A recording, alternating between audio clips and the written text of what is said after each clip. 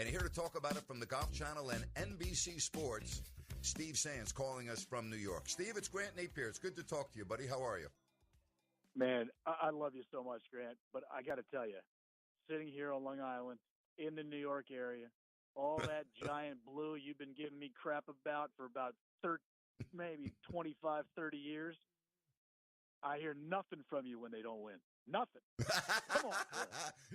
Yeah, that's been a long time, since 2011. So, yeah, I got you. I grew up 5 miles from Bethpage State Park, and I've got some great memories from there. But before I talk to you about the Ryder Cup, you cover the best golfers in the world at the best courses in the world. You're at all of the majors, and you've been doing this for a long time. Is the Ryder Cup at the top of the list for what you do for a living? Oh man, I mean, it's the coolest event in golf, I think, by far. But because of the 4 major championships, like tennis and the 4 Grand Slams, Grant, they're just so much more important as far as a person's resume and stature in the sport. For instance, we all know Jack Nicklaus won 18 major championships. We all know Tiger Woods came a little bit short. He's won 15 major championships. Couldn't tell you either one of their records in the Ryder Cup. I literally couldn't tell you what their records are, either one. So it's the best event in golf for fans and for the nation to root on. But I think if you had to put truth serum into all the players, they'll tell you they love it, Grant. But I think they would rather win a major championship. But having said that, they do love this event. It is huge, huge event. Being on your home soil seems to be a big deal because the last 5 Ryder Cups have been won by the home country. This is a different animal, as you said, being in New York, the crowd, and everything else. This could be pretty wild this weekend. It could get really, really, really wild. I love New York. I love New York sports fans, and they're not afraid to let you hear it. You know, if the Knicks are down 11 in the third quarter, they will boo you off the court in a timeout. And that's the beauty of being in New York. It's the Big Apple, and it's the biggest place and the place you want to succeed the most. I think that the fans are going to jump on the Europeans, Grant, early, and they're going to jump on them often. But I also think if the Americans don't play well, they might hear some boos and jeers for the first time in their lives. So it'll be a raucous atmosphere. It'll be a lot of fun. I just hope it stays in the sports context and nothing insane happens. But I think that there'll be a lot of smack talk. There'll be a lot of gamesmanship. And I think there'll be that guy wearing cut-off jean shorts and a really tight white T-shirt tucked in, no belt, 9 beer cups, about 4 in the afternoon. He's been sitting there all day just screaming at people, and I can't wait to hear it. So, Steve, these are the best golfers in the world. They've had amazing accomplishments for the most part. So what about the crowd? Again, I talked about the last 5 Ryder Cups being won by the home team. Is the crowd really the X factor in these Ryder Cups? Yeah, I think it's weird. I don't think so. I mean, you and I are huge sports fans. We like golf. We're also huge sports fans. I don't think it's that. I think it's the way they prepare coming into the week, the way they get to know the golf course coming into the week. For instance, the DP World Tour, the European Tour, you can't host a Ryder Cup unless you host a DP World Tour event, a European Tour event. In America, that's not the case because the PGA of America owns the Ryder Cup, not the PGA Tour.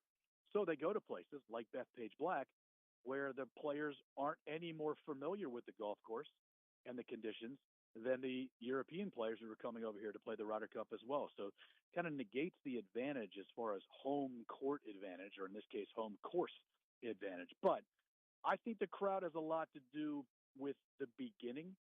You know, 4 years ago, Whistling Straits in Wisconsin, it was 4-0 America after the morning session on Friday. Well, 2 years ago, 2 years later in Rome, it was 4-0 the Europeans. Got off to a fast start, and it was over. So I think Friday morning will dictate a lot.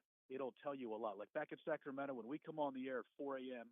Sacramento time, we'll know a couple of hours in whether or not this is going to be a tight, close race or whether or not someone's going to be blowing someone out. I think we're going to know pretty early on Friday how both teams are reacting to the Bethpage craziness. Steve Sands, NBC Sports, and the Golf Channel. What makes Bethpage Black so special? Oh, it's the people's course, Grant. It's not a private course. Anybody can play it. It's a big, big ballpark. Long, thick rough, tough, fast greens. It's a long golf course, and it has an aura about it. It always did, and then the USGA took the U.S. Open here in 2002. It was a huge hit. Tiger Woods won it. 7 years later, Lucas Glover won it in 2009, and then 6 years ago, the PGA of America came here, and Brooks Koepka won a major here. So they've had 3 majors for the world to see, and it's just a really cool venue. It's a venue where people sleep in their cars overnight to go play it early in the morning. It's an incredibly difficult golf course. But if you're in the New York area, everybody knows about the fancy clubs, the Winged Foot and, Shinnecock and those kinds of places. This place is where anybody can go play, and it is just awesome.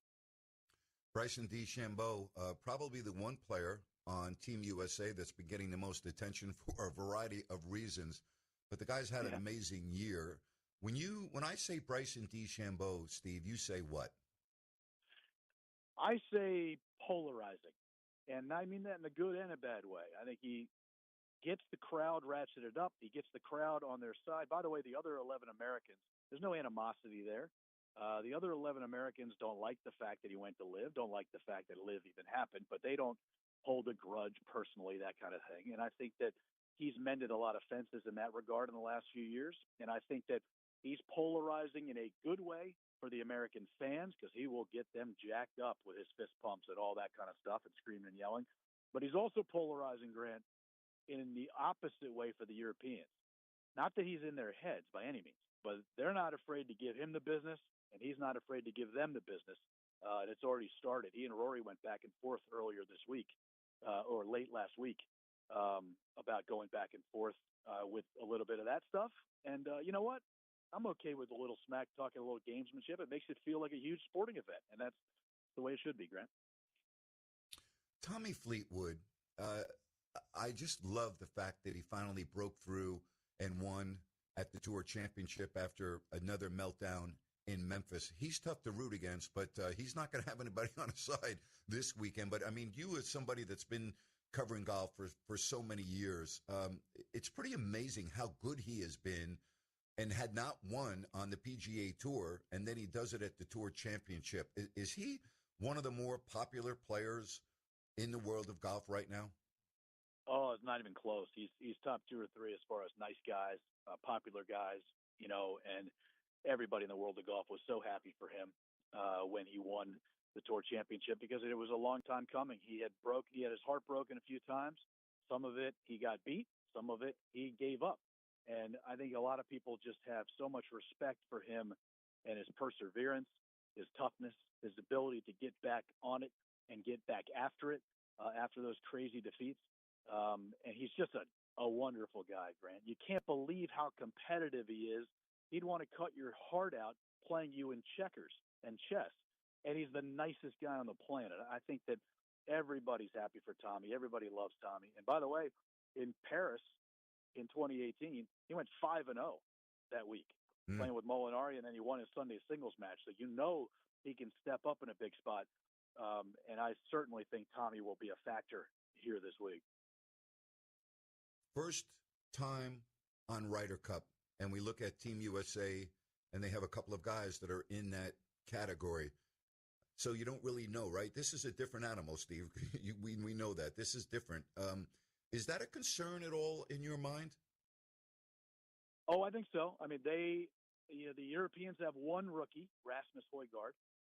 His twin brother, Nikolai Højgaard, played 2 years ago in Rome, and Rasmus was there on the grounds, but he wasn't competing. So he's a rookie as far as competing in the Ryder Cup. The American side has 4 rookies, and those guys are going to need to play, and they're going to need to step up, and they're going to need to get comfortable in a very uncomfortable setting very quickly.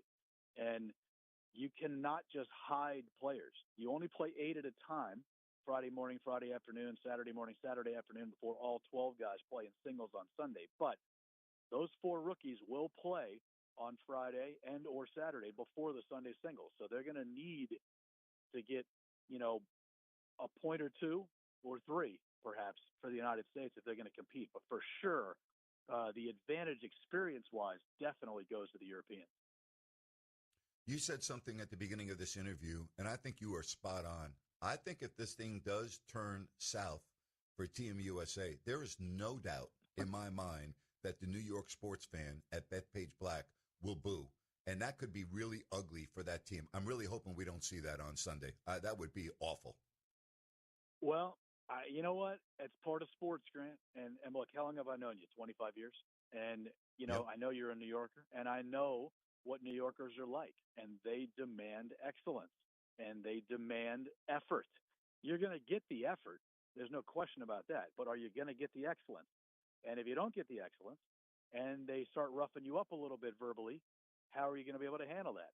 The captain knows it. Keegan Bradley went to St. John's. He's a Northeast guy.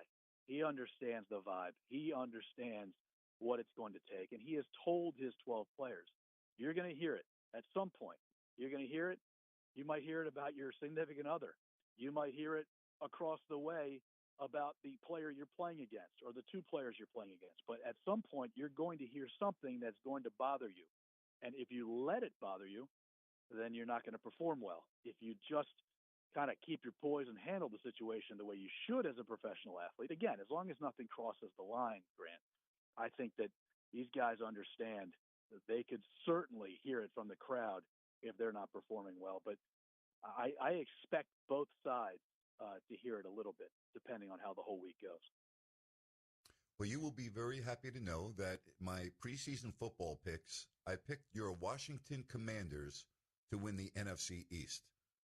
Attaboy.